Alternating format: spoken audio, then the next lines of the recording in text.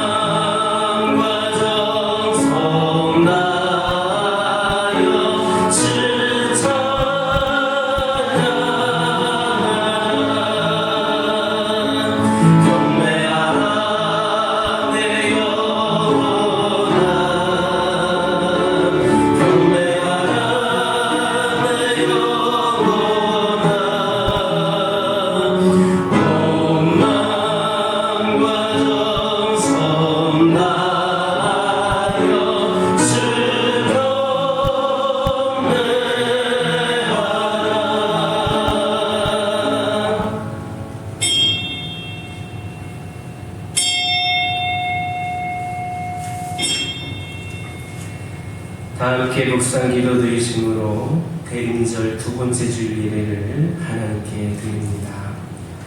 하늘이여 귀를 기울이라 내가 말하리라.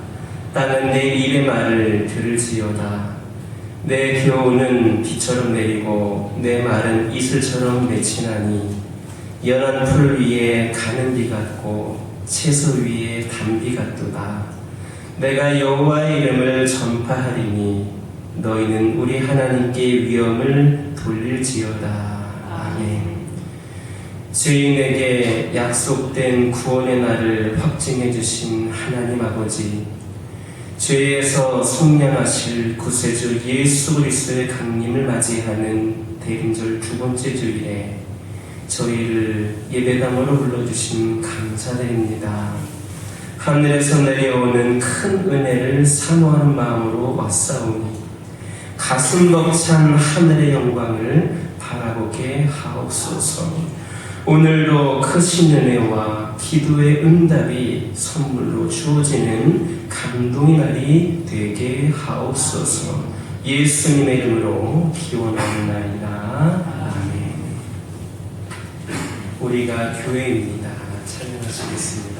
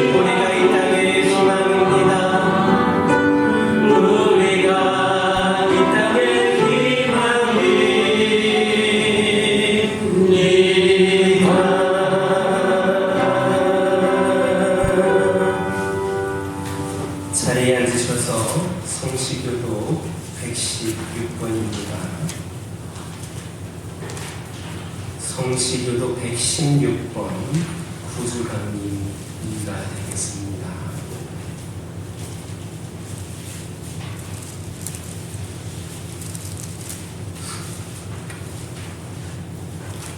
교독합니다. 이새의 줄기에서 한 싹이 나며 그 뿌리에서 한 가지가 나서 결실할 것이요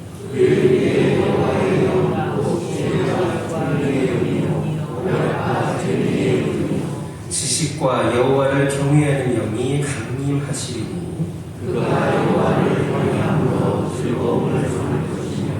그의 눈에 보이는 대로 심판하지 아니하며 그의 뒤에 들리는 대로 판단하지 아니하며 공의로 하나님 자를 심판하며 정직으로 세상에 겸손한 자를 판단할 것이며 그의 입에 막대기로 세상을 치며 그의 입의 기운으로 악인을 죽일 것이며 공의로 그의 허리띠를 삼으며 성실로 그의 몸의 띠를 삼으며 그때의 이리가 어린 양과 함께 살며 표범이 어린 염소와 함께 누우며 송아지와 어린 사자와 살찐 짐승이 함께 있어 어린아이에게 끌리며 암소와 곰이 함께 먹으며 그것들의 새끼가 함께 엎드리며 사자가 소처럼 풀을 먹을 것이며 손목의 아이가 백사의 몸에서 전하며 때 어린아이가 백사의 손에 손을 넣을 것이라.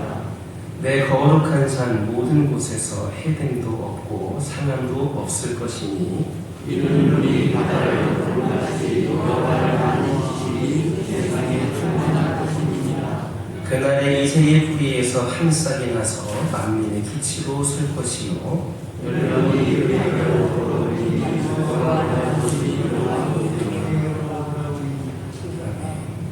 지난 한 주간의 삶을 돌아보면서 찬회의 기도를 하나님께 드립니다.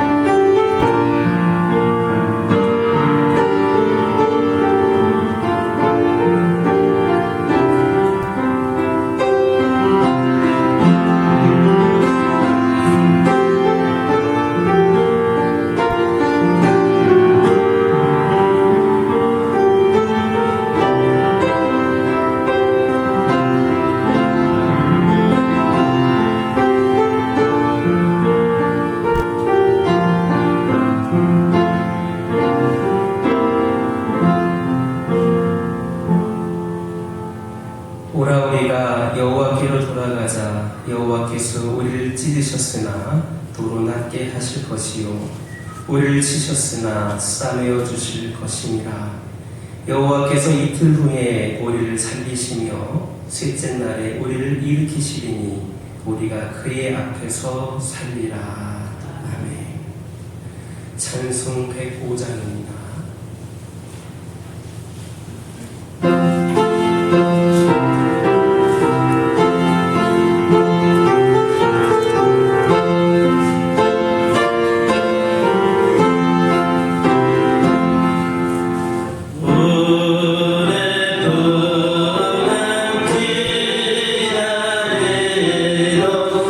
주님 감리하소서.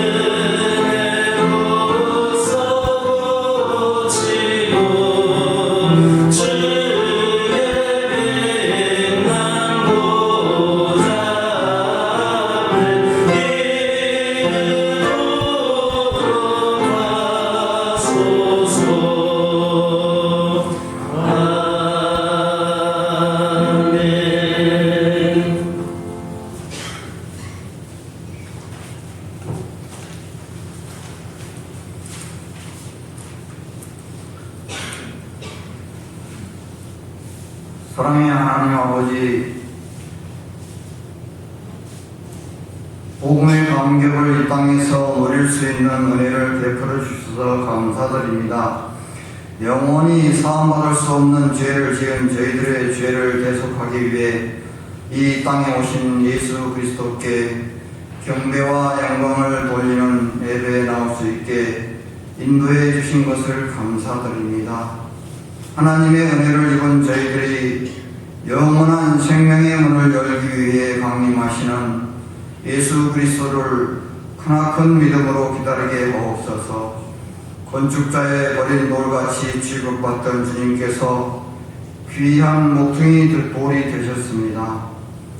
버려진 돌같이 소외되고 지쳐있는 가련한 저희들을 긍휼히 여겨주시고 오늘도 주시는 생명의 말씀을 통하여 풍요로운 축복을 받고 존귀한 인생이 되게 하여 주시옵소서. 지난 한 주간을 살면서 지은 죄를 후회하며 통곡하는 자에게 자기의 손길로 안아주시고 마음에 담고 있는 사연들의 응답이 충만한 천국 잔치가 되게 하여 주옵소서. 기쁠 때나 슬플 때나 늘 든든히 옆에 계시는 예수님만 바라보며 살겠다고 다짐하는 경배와 찬양의 시간이 되게 하여 주실 줄 믿습니다. 고통 속에 하나님의 사랑을 보는 눈이 열리기를 소원합니다. 바닥에 엎드리는 위기 상황에서도 구원의 주님을 만난 감격으로 다시 힘차게 일어날 것을 다짐합니다. 하나님을 경외하고 이웃을 사랑하는 하나님의 자녀가 되기를 원합니다. 선한 양심을 소유하며 겸손한 자가 바로 저희임을 증거하는 삶을 살아가기를 원합니다.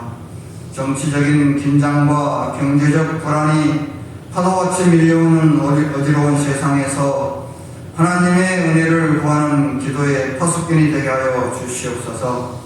한순간 달콤한 사탄의 유혹에 영혼을 팔아버린 우매하고 어리석은 일을 반복하지 않겠다고 다짐하며 의의 눈을 열고 들어가신 예수님을 따라서 의로운 빛으로 복음의 가로등이 되어 하나님께 영광 돌리기를 원합니다. 저희 결심이 구원의 메시아를 크게 기다리며 말씀의 별을 따라가는 동방박사들의 사모하는 마음이 되게 하여 주옵소서. 예림들을 맞이하여 예수 그리스도의 핏값으로 세우신 교화교회를 통해 찬송과 영광을 받아 주소서. 사랑하는 교화교회를 통하여 구원과 치유의 능력이 강물처럼 흐르게 하시고 질병을 정복하신 주님을 만나는 아름다운 감동이 오늘도 교회 안에 넘치게 하여 주옵소서. 삶의 문제를 들고 나와 전능하신 주님의 손길로 해결받고 싶어 나온 성도들이 있습니다. 미움과 갈등으로 무너진 가정에 사랑의 샘물이 솟아나와 행복의 꽃을 만발하는 가정될 환상을 보러 나온 성도들도 있습니다. 날마다 사람들을 만날 때 행복한 웃음과 친절로 주님의 사랑을 증거하는 방법을 배우러 나온 성도들이 많습니다. 먼저 구원받은 감격의 등불을 높이 들고 믿지 않는 자들에게 주님의 아름다운 소식을 전할 결심을 안고 왔습니다. 이 결심이 도전이 되어 저희 작은 수고가 믿지 않는 무디었던 마음에 녹아지게 하시고 예수님을 영접하여 이 땅의 구원의 계절이 앞당겨지는 도구가 되게 하여 주옵소서. 폐장병같이 강성 없는 저희를 하나님 아버지의 용병으로 세워주신 은혜를 감사드립니다. 세상에 무너진 곳을 막아 다시 세우는 사명을 주셨으니 저희가 가야 할 곳을 깨닫게 하옵소서. 믿음이 무너지고 우상이 가득한 곳에 말씀을 선포할 자를 보내 주옵소서. 하나님의 영성이 무너지고 음란과 방탕이 가득한 곳에 기도의 80분을 세워 성결한 성령께서 지배하기를 원합니다. 정의가 무너지고 불의한 강물이 흐르는 곳에 의로운 선지자를 세워 정의의 강물로 정화되게 하옵소서. 하나님의 군사되어 대적을 물리치기에는 저희 힘이 부족하오니 성령님의 능력으로 충만하게 세워주시고 진리와 사랑으로 승리하는 놀라운 비결을 전수받아 승리의 깃발로 하나님께 영광 돌리게 하옵소서. 아무 일에든지 다툼이나 허용으로 하지 않게 하시고 오직 겸손한 마음으로 자기보다 남을 낮게 여기는 믿음을 갖게 하시니 감사합니다. 주님 오신 후 2022년을 마무리하면서 우리에게 주신 말씀을 주제로 해서 믿음으로 성장하기를 원하시고 하나님 아버지의 독생자 예수 사랑 안에서 행복한 가정을 이루고 지역사회의 본이 됨으로 말미암아 부흥하는 교회가 되기를 원하셨으나 코로나19로 주님께 드리는 예배마저 원활하게 드리지 못했음을 고백합니다. 하나님 아버지께서 세우신 사자 김동훈 목사님을 통하여 전해지는 생명의 말씀 스데반 집사의 믿음을 본받아 은혜 받게 하시고 성령 충만하게 하셔서 코로나19로 힘들어하고 고통받고 있는 이웃들에게 하나님께서 원하시는 선교와 구제 사역을 끝까지 잘 감당하게 하옵소서. 하나님 아버지 원치 않은 질병으로 고통받고 있는 형제 자매들을 치료해 주시옵소서. 간호하는 가족들을 이루어 주시고 주님께서 약속하신 말씀을 믿고 의지하며 나아갈 때 새로운 힘과 건강과 풍성한 열매와 은혜로 채워주실 줄 믿습니다. 하나님 아버지 감사합니다. 어린이를 사랑하시는 예수님의 사랑으로 어린이 예배를 담당할 김봉희 전도사님을 보내주셔서 어린이는 물론 어른에 이르기까지 하나님의 말씀을 함께 나누며 나아가게 하신 은혜를 감사드립니다. 코로나19 전염병을 이겨내고 어려운 방역 지침을 철저히 지키며 그동안 유초등부를 위해 수고하고 열심히 인도한 이한경 사모님의 건강과 그 손길이 닿는 과정을 치료하시고 이루하여 주옵소서. 대속의 역사를 이루어 가신 하나님 아버지께 성령 충만하게 예배한 우리에게 새로운 세상을 열어주실 아기 예수 그리스도 이름으로 기도드립니다.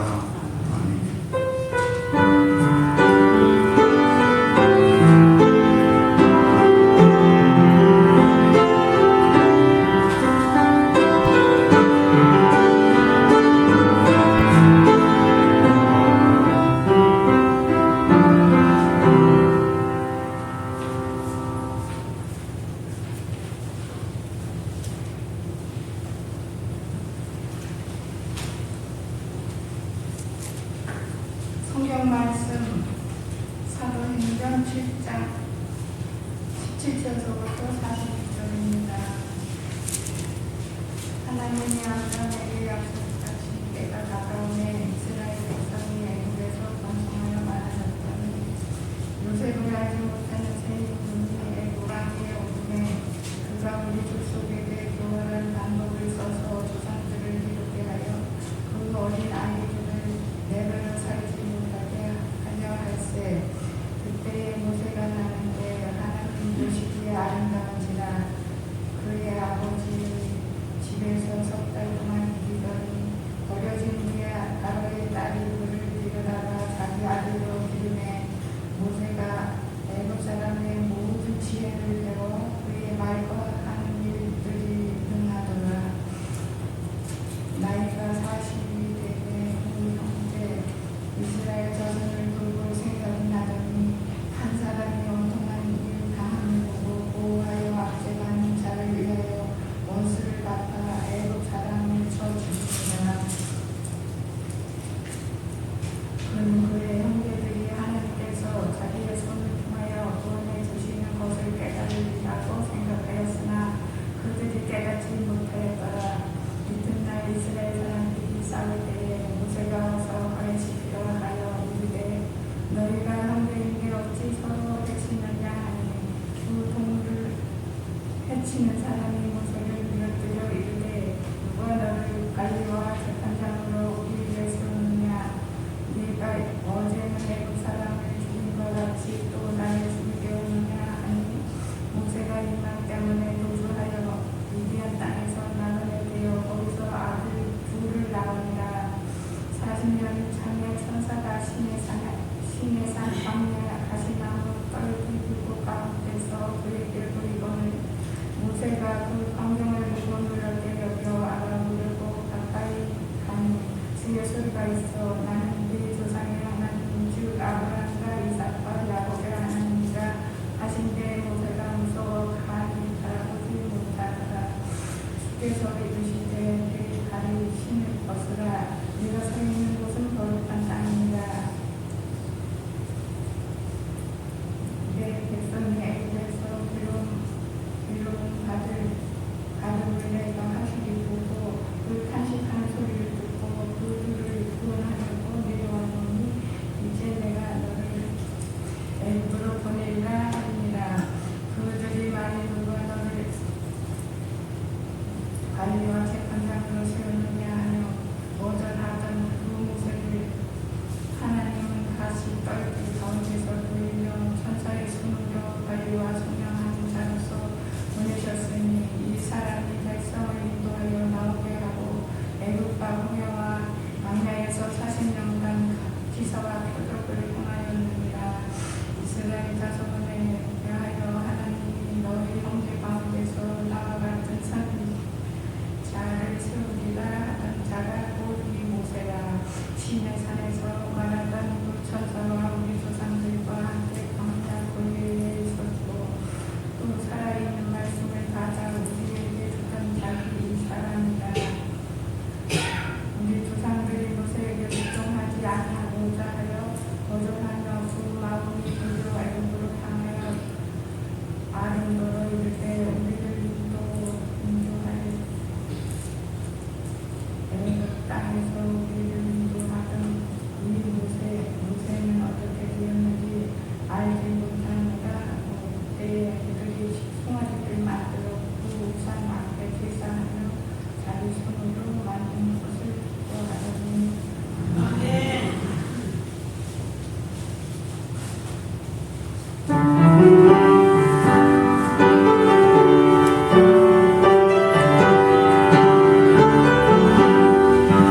대산을 넘어 홍록에 가도 빛가운 대로 걸어가며 주께서 항상 지키시고 약속한 말씀 명치가네.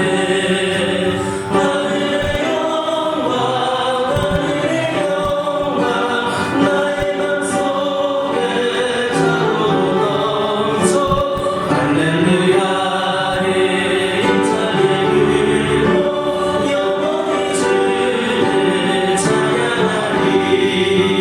캄캄한 밤에 밤이 지나도 주께서 나의 길 되시고 나에게 밝은 빛이 되시니 잃어버린 명령대.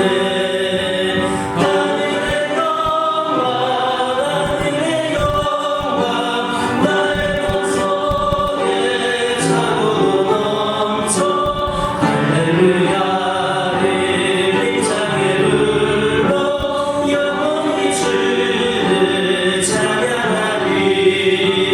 광명한 금이 마음에 받아 찬란한 천국 바라보고 할렐루야를 힘차게 불러 날마다 빛에 걸어가리. 하늘의 영광 하늘의 영광 나의 맘속에 차고 넘쳐 할렐루야를 힘차게 불러 영원히 주를 찬양하리. 할렐루야. 옆에 계신 분들과 인사 나누겠습니다. 사랑합니다. 축복합니다. 다시 한번 인사 나누겠습니다. 큰 은혜 받으시기 바랍니다.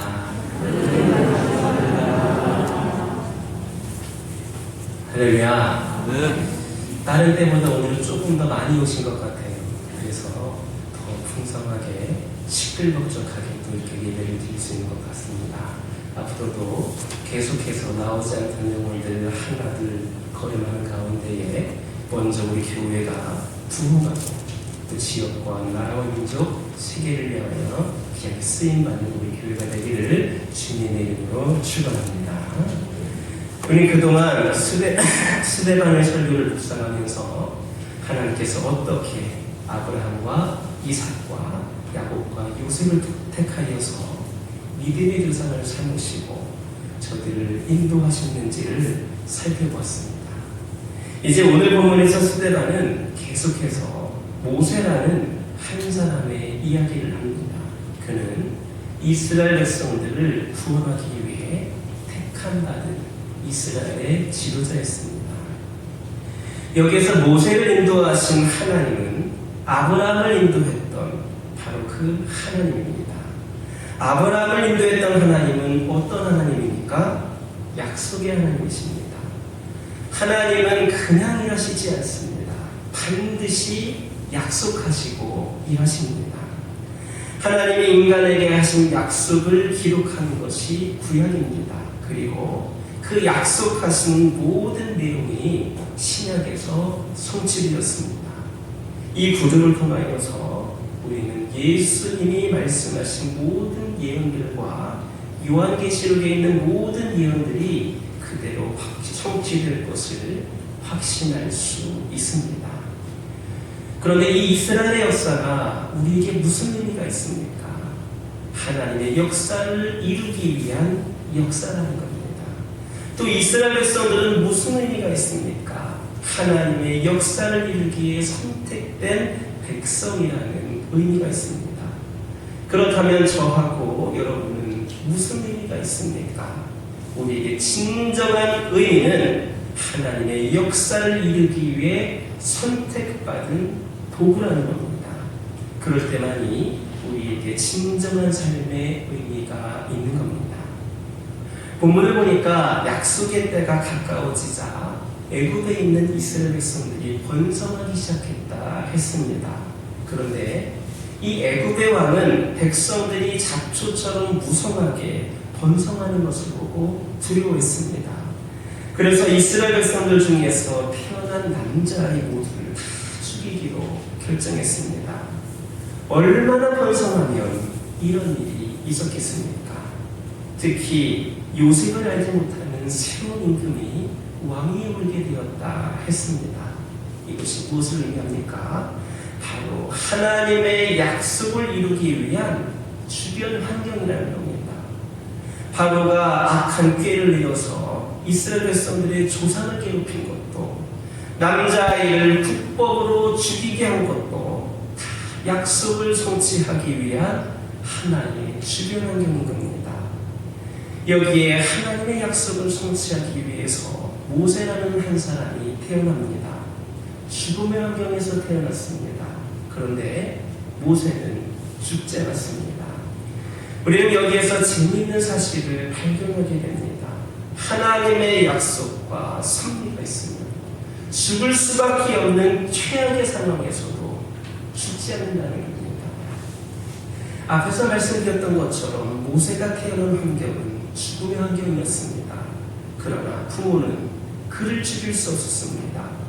3개월 동안 그를 숨겨서 키우다가 그를 역청과 나무진을 지난 갈대 상자에 담아서 나일강에 띄어 죽음의 여행을 시켰습니다. 그런데 하필 그 시간에 바로의 딸이 나일강에서 목욕을 했습니다. 그리고 갈대 상자 안에 있던 천진난만한 어린아이가 들어있는 것을 발견하고 이 아이를 자신의 양아들로 삼았습니다. 죽음의 여행을 한 지 3개월밖에 안 된 모세는 하루아침에 공주의 아들로 변신했습니다. 왕자의 신분이라는 주변 환경을 갖게 되어서 당대의 최고의 학문인 애굽의 모든 학문을 다 배울 수가 있었고 왕자의 특권을 갖게 되었습니다. 이제 그의 나이가 40이 되었습니다. 그제서야 모세는 자기 동족을 생각하게 됩니다. 민족과 역사에 눈을 뜨게 된 겁니다. 철이 든 겁니다. 자신은 왕족으로 있지만 자기 민족이 억울하게 종살이하고 불공정하게 재판받는 모습을 보니까 가슴이 아팠습니다. 어느 날 애굽 사람이 이스라엘 백성을 핍박하는 그 광경을 보고 화가 난 모세는 그 일에 개입합니다. 그리고 이스라엘 사람 편을 들어서 애굽 사람을 쳐 죽인 겁니다. 그러나 문제는 이스라엘 사람들끼리 서로 싸움을 벌이자 그가 당황한 겁니다. 그래서 모세는 그 일에 또 개입을 합니다. 그런데 이번에는 정반대의 반응이 나왔습니다. 서로 싸우던 그 이스라엘 백성들이 고맙게 생각하기는커녕 오히려 이 모세를 밀치면서 네가 우리 재판장이냐, 애굽 사람을 죽이더니 네가 우리까지 죽이려고 하느냐 하면서 모세를 궁지에 몰아넣었습니다. 모세의 편에서 볼 때에 얼마나 섭섭했겠습니까? 결국 그는 살인자의 누명을 쓰고 말 못하는 짐승들과 더불어 광야에서 살아야 했습니다. 그리고 거기에서 평범한 한 여인과 결혼을 하였고 두 아이의 아버지가 되었습니다. 지금 모세의 나이쯤이면 한창 일할 나이입니다. 머리가 번뜩이는 나이입니다. 정열이 있고 건강이 있고 아이디어가 있고 무언가를 해볼 수 있는 그런 나이입니다. 그런 나이에 하나님께서는 완전히 이 모세의 길을 꺾으신 겁니다. 내가 능력이 있을 때 하나님은 역사하지 않습니다. 내가 무능할 때에 하나님이 역사하십니다. 내가 뭔가 할 수 있다라고 자부심을 가질 때에, 돈이 있을 때에 하나님 역사하지 않습니다. 그게 바로 하나님의 방법입니다.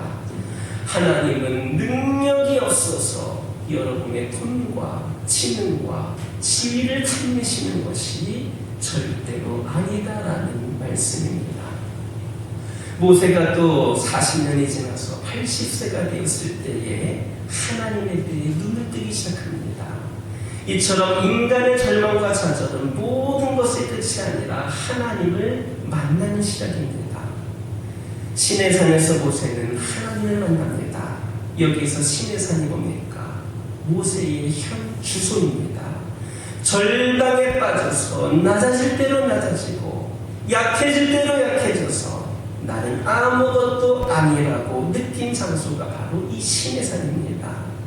그 신의 산에서 그는 40년 동안 똑같은 생활을 반복하면서 청춘을 송두리째 빼앗겨버렸습니다.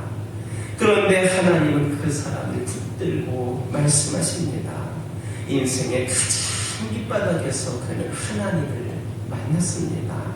가장 낮은 자리에서 하나님을 만났습니다. 우리는 사실 하나님을 만나기에는 너무나도 교만합니다. 너무나도 우리는 편한 자리에 있습니다. 가끔 하나님이 생각나지 않을 정도로 편안하게 살아갑니다. 이미 갖춰져 있습니다. 그런 곳에서는 하나님을 잘 느끼지를 않습니다. 인생의 모든 껍질을 다 덮고 거품이 사라지고 자기와 건강과 젊음이 다 사라지고 돈이 사라지고 진정한 자기 모습으로 돌아올 때에 하나님은 바로 거기 그 자리에 계십니다. 그리고 그 하나님이 바로 우리의 하나님이 되십니다. 하나님은 불이 붙었으나 타지 않는 떨기나무 불꽃 속에 임재하셨습니다. 그리고 하나님의 음성이 들렸습니다. 나는 네 조상의 하나님, 즉 아브라함의 하나님, 이삭의 하나님, 야곱의 하나님이다. 이 말을 듣는 순간 모세는 두려움과 무서움으로 떨었습니다. 하나님을 알아보지 못할 만큼 두려움에 떨고 있었습니다. 여러분, 모세는 이스라엘의 백성, 특히 레위인으로 태어났습니다. 그런데 하나님을 몰랐겠습니까? 율법을 읽지를 않았겠습니까? 다 했습니다. 그러나 그가 정말 하나님을 만난 것은 그의 나이 80대였습니다. 80세 때였습니다. 드디어 그때가 되어서야 모세는 하나님을 인식하기 시작했습니다. 하나님의 음성을 들었고 그리고 모세의 인생에 그때야 하나님이 개입하기 시작했습니다. 하나님은 모세 인생의 어느 부분만을 점령하신 것이 아니라 인생 전체를 점령하셨습니다.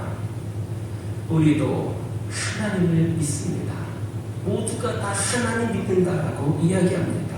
그런데 내 인생 전체에 하나님을 받아들이는 것이 아니라 어느 한 부분에 하나님만을 받아들입니다.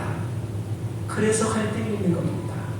내 인생 전체를 주관하시는 하나님을 받아들여야 하는데 어느 한 부분에 하나님을 받아들이기 때문입니다.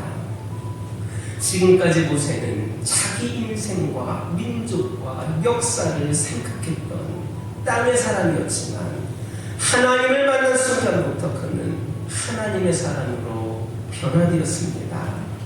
하나님은 모세가 80세가 되어서야 나타나신 분이 아니라 그 이전부터 함께 하셨습니다. 모세를 향한 계획이 있으셨고 그 계획하신 가운데에 80세쯤 되었을 때에 모세의 눈이 떠지게 하셨습니다.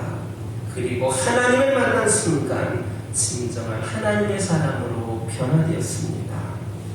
우리를 향한 하나님의 계획, 그리고 우리를 통해 역사하기를 원하시는 모든 과정들도 이와 같습니다. 우리를 통하여서 어떠한 놀라운 역사가 있을 때에, 좋은 일이 있을 때에, 행복한 일이 있을 때에만 우리 하나님이 함께 하시는 것 아닙니다. 하나님은 이미 처음부터 우리가 이 세상에 태어나기 이전부터 우리 곁에 계셨습니다. 우리가 눈을 뜨지를 못했을 뿐입니다. 여러 가지 힘들고 어려운 상황 가운데에 지금도 우리는 하나님을 바라보지 못하고 땅의 것만을 바라보면서 구하고 있는 실정입니다. 그 모든 것들이 하나님을 향한 우리의 시선을 가로막고 있습니다. 그러나 여러분, 모세가 80세 때 눈이 떠졌을 때 하나님의 사람이 되어서 하나님의 놀라운 역사의 주인공이 되었음을 기억하시기 바랍니다. 우리도 우리의 영의 눈을 가로막고 있는 모든 장애물들, 우리가 뜨지 못하게 하는 그 장애물들,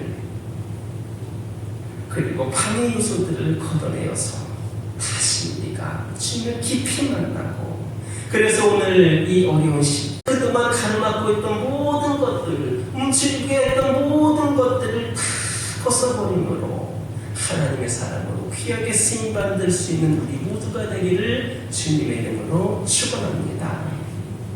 33절에서 34절 말씀 보면 하나님을 정말로 만난 사람은 두 가지 과정을 겪었습니다. 첫째 뭐냐? 신을 벗은 과정입니다. 하나님의 첫 번째 음성은 신을 벗으라는 겁니다. 과거를 단전하라. 너에게 있는 옛사람을 벗어버리라 라는 겁니다. 우리가 하나님을 향해 기어가려고 하면 과거와 단절해야 됩니다. 배가 출발하려면 밧줄을 풀어야 하는 것과 같습니다.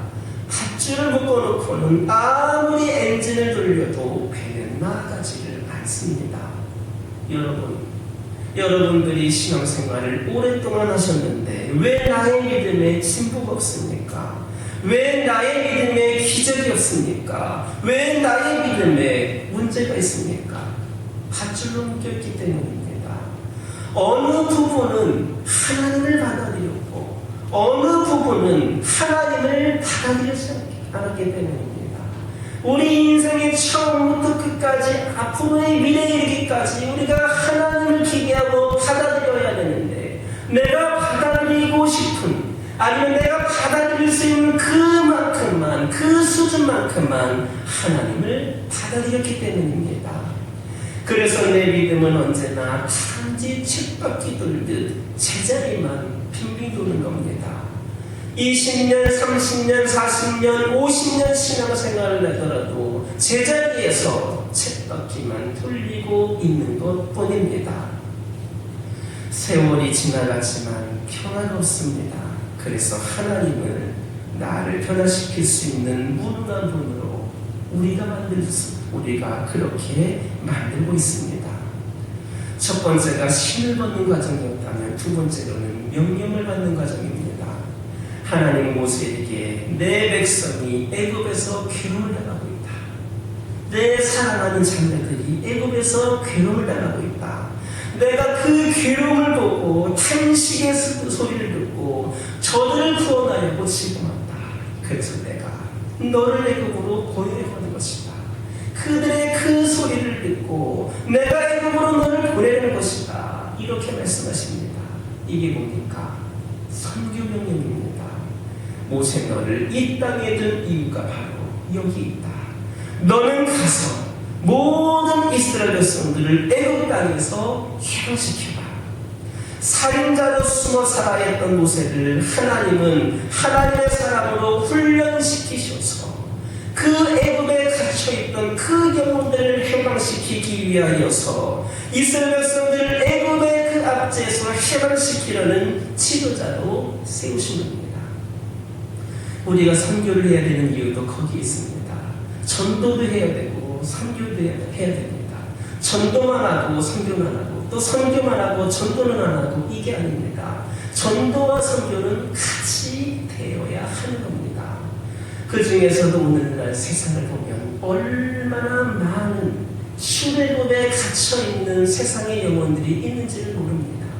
우리처럼 우리가 선택을 해서 신앙생활을 안 하는 자들이 많은 것이 아니라 처음부터 출애굽에 갇혀 있어서 해당되지 못해서 하나님을 알 수조차도 없고 알고 싶어도 신앙생활을 할 수 없는 그런 곳에서 살아가는 영혼들이 있습니다. 그들을 향하여서 하나님께서 모세를 통하여서 저들을 출애굽시키기 위해서 너를 보내겠다 하신 것처럼 하나님께서는 우리에게도 오늘날 이 시대에 선교 명령을 주신 이유가 오늘날의 그 애굽에 갇혀있는 수많은 영혼들을 출애굽시켜라라는 의미에서 우리에게 선교 명령을 주신 겁니다.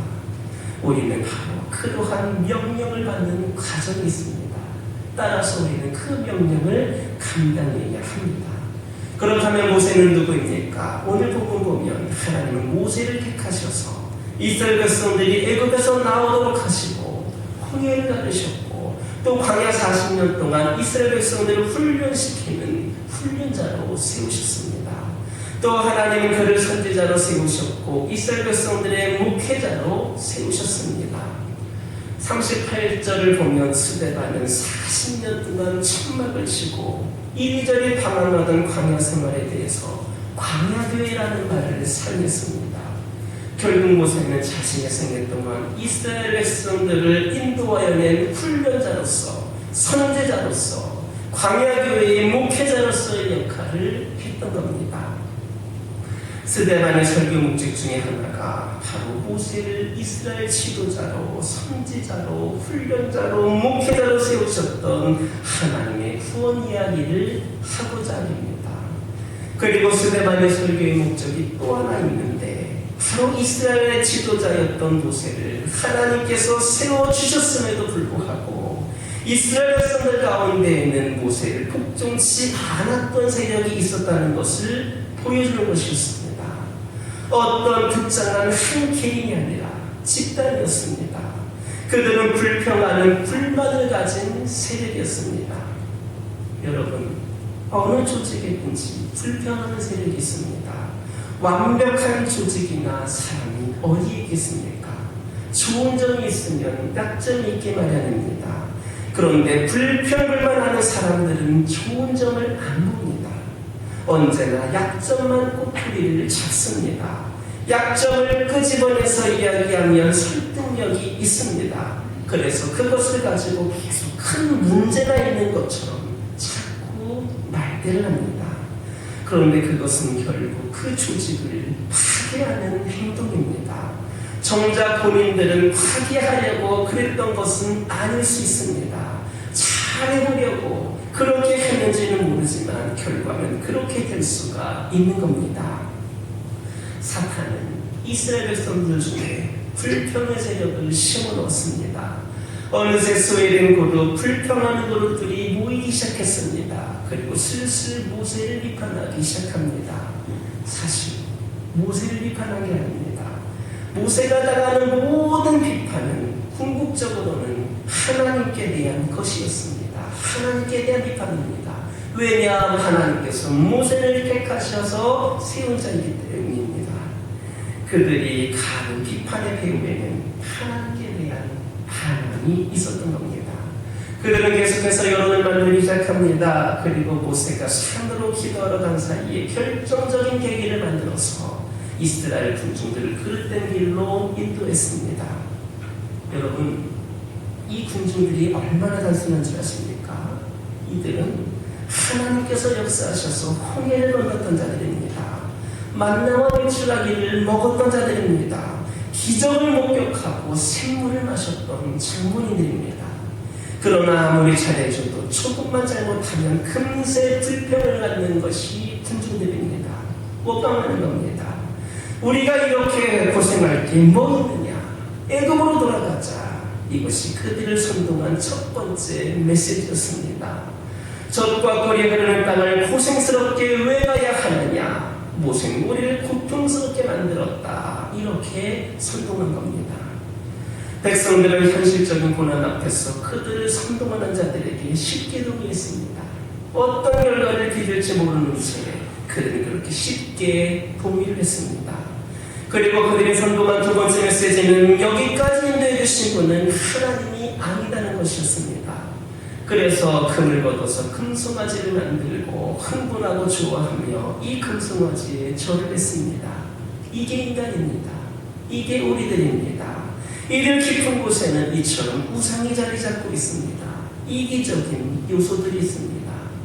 그런데 스데반에 의하면 이렇게 불평하던 세력이 모세 시대에만 있었던 것이 아니라 지금 여기에도 있다라는 겁니다. 그들이 누구입니까? 사도들을 비판했던 바리새인들과 서기관들과 대제사장들과 종교 지도자들입니다. 그들은 하나님을 위하여서 하나님의 이름으로 비판을 합니다. 그러나 그 비판은 결국 하나님께 대한 비판이었습니다. 그들은 스데반의 설교를 귀 기울여 들으면서 자기들이 모세이고 아브라함이라 생각하며 기분 좋았을 겁니다. 그런데 결정적인 순간에 스데반이 바로 너희들이 선지자를 죽인 사람들이다라고 하자 그들의 얼굴은 일그러지고 이를 갈며 스데반을 돌로 쳐 죽였습니다. 그 정치 없는 불평 세력은 지금도 존재합니다. 금송아지를 만들고 애굽으로 돌아가자라고 말했던 사람들은 모세 때에도 있었고 스데반 때에도 있었고 지금 이 자리에도 있을 수도 있습니다. 여러분, 하나님과 함께 성령의 음성을 들으시기 바랍니다. 부정적인 생각은 아예 치워버리시기 바랍니다. 부정적인 생각을 많이 하면 부정적인 체질이 됩니다. 비판을 많이 하면 비판적인 체질이 됩니다. 그게 굉장히 지적인 것 같고 멋진 것 같지만 치유는 늘 비참합니다. 모든 것을 좋게 생각하시기 바랍니다. 긍정적으로 생각하시기 바랍니다. 믿음은 바라는 것들의 실상이요 보이지 않는 것들의 증거입니다. 이것은 결코 황당무계한 인간의 야망으로 꿈꾸자는 것이 결코 아닙니다. 하나님이 주신 위대한 비전, 우리의 부정적인 생각과 우리의 비판으로 그것을 이루지 못해서야 되겠습니까? 우리의 무지함으로, 우리의 믿음이 연약함으로 우리가 하나님의 뜻을 이루어드리지 못한 일이 생겨서야 되겠습니까? 하나님은 모세를 택하셨고 그를 통하여서 이루고자 하셨던 일이 있었던 것처럼 하나님께서 여러분들을 택하셔서 하기를 원하시는 일이 있으시고 하나님께서 이 교회를 통하여서 하고자 하시는 일이 있으십니다. 이 위대한 비전을 갖고 이 비전을 이루기 위하여 하나님의 뜻에 철저히 순종할 수 있는 저와 여러분 되기를 주님의 이름으로 축원합니다. 기도하겠습니다. 하나님, 말씀을 통하여 모세를 통하여 오늘 이렇게 우리에게 가르쳐 주시니 감사를 드립니다. 저희들이 우리 하나님의 음성을 듣게 하여 주시고 그리하여서 하나님이신 비전을 품게 하셔서 모든 것을 함께 하시는 하나님을 통하여 좋게 생각하고 긍정적으로 생각하고 하나님 위대한 비전을 품고 나아가는 감격스러운 삶을 살게 하여 주옵소서. 예수님의 이름으로 기도드립니다. 266장입니다.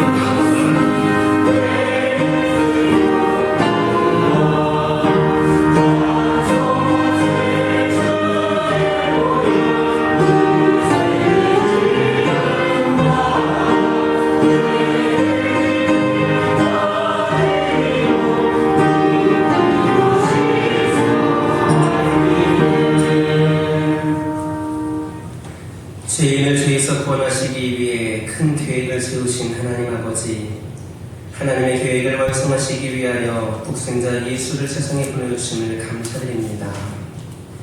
예수를 믿고 구원을 받은 감격으로 하나님께 예배를 드리며 이 시간에는 적은 예물을 헌금으로 봉헌하오니 받아주옵소서. 저희가 하나님 아버지에게 받은 게 무한히 많으나 그 가운데서 지극히 적은 일부를 드리는 저희를 용서하시고 기쁘시게 받아 주옵소서. 이 헌금에는 주님을 기다리는 마음이 가득하오니 주님께서 재림하실 때 잘다 칭찬받는 성도들 되게 하여 주옵소서. 복음의 시작으로 예수님을 세상에 보내신 하나님 아버지, 주님의 재림을 기다리며 11조 예물과 각종의 감사 예물과 선교 예물, 구제 예물을 드리오니 축복해 주옵소서. 이 예물이 쓰이는 곳마다 하나님의 은혜가 나타나게 하시고 복음 선교의 기적이 나타나게 하옵소서. 예물을 드린 성도들에게 30배, 60배, 100배의 축복을 내려 주옵소서. 이미 시작된 대림절부터 성탄절까지 교회 신앙생활에 드림과 섬김, 나눔과 베품, 헌신과 봉헌이 멈추지 않고 이어지게 하옵소서. 성도들의 신념과 생활에 하늘의 신령한 목과 땅의 기름진 복으로 차고 넘치게 채워 주옵소서. 예수님의 이름으로 축복하며 기도드립니다. 아멘. 교회 소식 전해드립니다. 오늘은 대림절 두 번째 주일입니다. 예수님을 기다리는 마음으로 늘 예배의 자리에서, 기도의 자리에서 함께하는 여러분들이 되기를 바랍니다. 사랑을 오신 예수님을 기념하는 성탄절을 맞이하여서 올해에도 사랑의 쌀 나누는 행사를 진행을 합니다. 이 사랑의 쌀을 통하여서 우리가 받은 주님의 사랑을 조금이나마 이웃에게 나눠줄 수 있었으면 좋겠습니다. 쌀 40kg씩을 가져오시면 그대로 우리가 나누기를 소망하는 이웃들에게 주님의 사랑으로 나눠주도록 하겠습니다. 특히 여기에는 우리 성도들 모두가 참여를 했으면 좋겠습니다. 혼자 10kg가 어려우면 몇 킬로씩 모아가지고 가져오셔도 됩니다.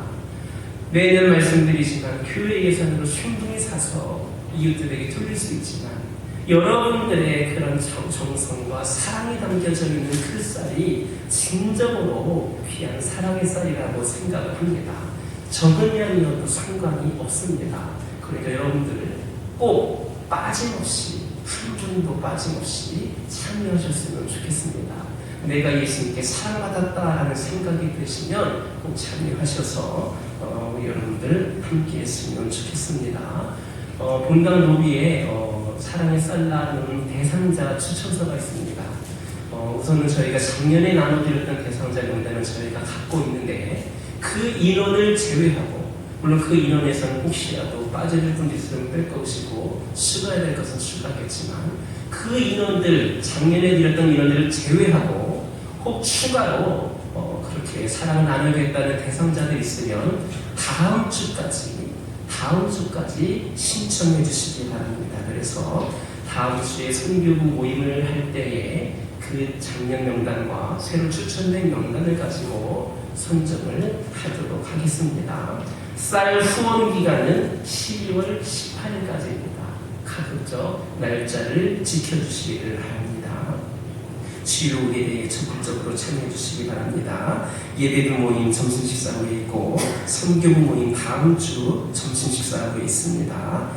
취임식은 참고해 주시기를 바라고, 오늘 특별히 하나님께서 우리 교회 다음 세대를 세워가는데 귀하게 쓰임받을 수 있는 우리 전도사님을 보내주셨습니다. 우리 김봉희 전도사님 앞으로 나와주시기를 바랍니다. 죄송하지만 우리 이호실에 계신 우리 남편 되는 김재성 성도님하고 제이도 같이 나왔으면 좋겠습니다.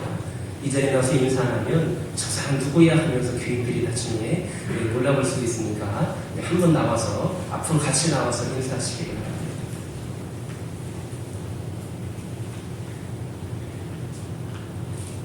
전도사님만 부임한 게 아니라 가정이 함께 부임한 것 같습니다.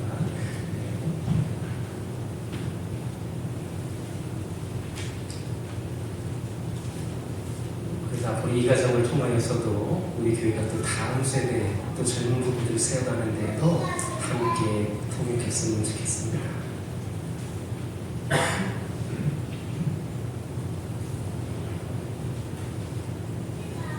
네.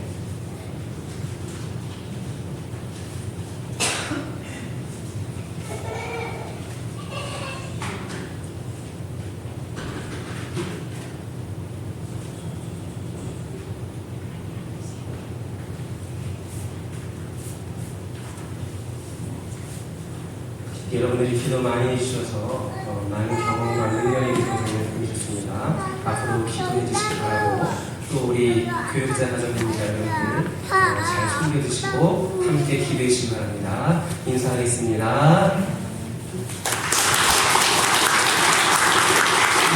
들어가시기 바랍니다. 주부는 나와 있지 않지만 앞으로 우리 교회에 이렇게 시끄러운 소리들이 많이 나서 정말 다음 교회가 정말 행복한 소리들이 많이 들렸으면 좋겠습니다. 주부에 나와 있지 않지만 광고를 드립니다. 네, 우리 청명식 장로님 이영숙 권사님 첫째 아들이 특남했습니다. 하루만 빨리 태어났으면 주부에 올렸을 텐데 어제 태어나는 바람에 제가 주부에를 올릴 수가 없었습니다.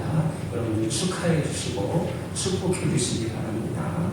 네, 또 한 가지 소식을 전해드립니다. 우리 맨 뒤에 가운데 저는 새신장과 청년인가 했는데 우리 주현재 목사님 오셨습니다. 우리 송강호 목사님 아내 되는 목사님인데, 여러분 아시는 것처럼 우리 송강호 목사님 선교사를 먼저 혼자 외롭게 덴마크에 가 있고, 우리 주현재 목사님하고 두 아들 세영이하고 세윤이죠. 이번 목요일에 이제 출국을 합니다. 가끔은 놀러 왔는데 이제 가끔 놀러 오기도 쉽지 않게 됐습니다. 여러분들 우리 가서 선교사를 감당하고, 특별히 우리 교회 출신 선교사 가정이니까 더 기도해 주시고 관심 가져줬으면 좋겠습니다. 우리 여러분들 가실 때 여러분들 격려해 주시고 앞으로도 기도해 주시기 바랍니다. 우리 힘차게 박수로 격려해 주시기 바랍니다. 네. 5번 광고 여러분들이 좀 집중해서 들으셨으면 좋겠습니다. 2023년 내년 11월 우리 교회가 개화교회 처음으로 단기 선교를 기획하고 있습니다. 그래서 제가 얼마 전에 여러분들과 함께 가기 위해서 그 현장을 모두 다 둘러보고 왔습니다. 그래서 그것을 기획하고 있는데 여러분들의 모든 비용을 교회에서 다 해줄 수는 없습니다. 그래서 뭐 훗날 최종 금액이 결정이 나겠지만 회비를 아마 내년에 한 여름부터 아마 받지 않을까 싶은데, 갑자기 회비를 얼마 내려고 하면 사실 우리 가운데 한 번에 그렇게 내실 수 있는 분 많지 않을 것 같습니다. 근데 또 내가 갖고 있다 보면 쓰게 되는 게 또 물질이지 않습니까? 그래서 여러분들 가기를 희망하는 분이거나 갈지 안 갈지는 모르지만 우선은 고민하고 있는 분들이시다면 태국 선교사님한테 가는 게 아니라 우리 선교 준비를 위한 계좌가 국민은행에 개설을 했습니다. 그래서 여러분들 제가 볼 때는 한 달에 10만 원씩을 입금하신 여러분들이 회비가 충분히 채워질 것이고, 또 그보다 적은 금액을 매달 한다고 하더라도 마지막에는 좀 부담을 덜하면서 마지막에 회비를 내실 수 있을 것 같습니다. 어떤 분들은 그런 말씀 하시지요. 내년 일은 나도 모르는데 어떻게 입금을 하나요? 여러분들이 못 가시게 되는 경우 꼭 뭐 항공권을 예약하지 않았거나 그 외에 뭐 여행자 보험이라든지 뭐 숙소라든지 그런 현금을 지출하지 않았을 경우, 아마 항공권은 3개월 전에 아마 제가 예약할 것 같은데 그 전에는 100%의 금액을 그대로 환불해 드립니다. 혹 그 기간이 아니다 할지라도 예를 들면 비행기를 예약을 했는데 취소가 될 경우는 그게 이제 얼마 남았느냐에 따라서 금액이 좀 달라지는데 그 수수료를 제외하고는 전액 환불해 드리겠습니다. 그러니까 부담 갖지 마시고 믿음으로 신청하셔서 여러분들이 조금이라도 젊었을 나이에 함께 갔으면 좋겠다라는 생각으로 좀 서두르기도 하는 부분도 있고 그렇습니다. 그러니까 여러분들 기도하며 준비해 주시기 바라고, 특별히 여러분들 신청하실 때에 가시는 분 이름으로 입금하시기 바랍니다. 가끔 가다 보면 다른 사람 이름을 해가지고 이분이 누군지도 모르는데 입금하는 경우가 있는데, 그래야 일을 처리하거나 나중에 환불하거나 할 때에 그 부분에 통장에 그 이름이 찍혀 있어야 헷갈리지 않을 수가 있을 것 같습니다. 다시 한번 말씀드리지만 입금했다고 해서 선교 신청이 된 것은 아닙니다. 선교 신청은 내년에 별도로 시간을 가질 겁니다. 그러니까 여러분들 참고하시고 기도로 준비하시기를 바랍니다. 옆에 계신 분들과 인사 나누겠습니다. 한 주간에도 승리하시기 바랍니다.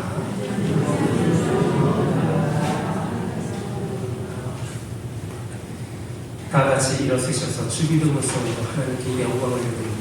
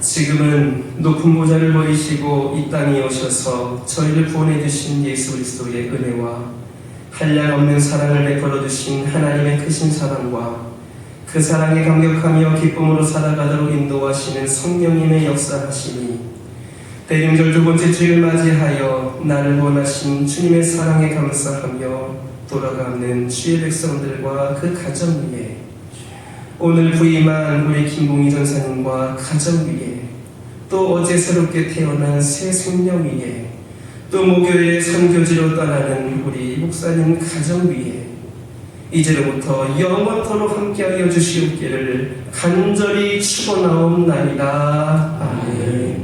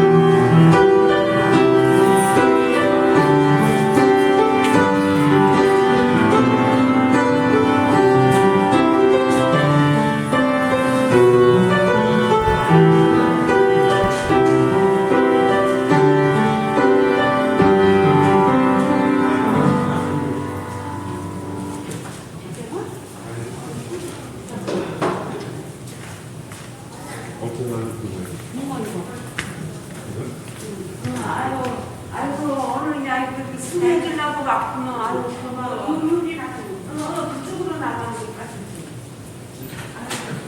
아니 저게 숙제가 그래.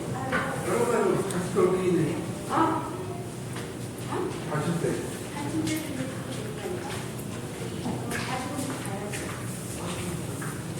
공사님 여기 손 보나요? 네.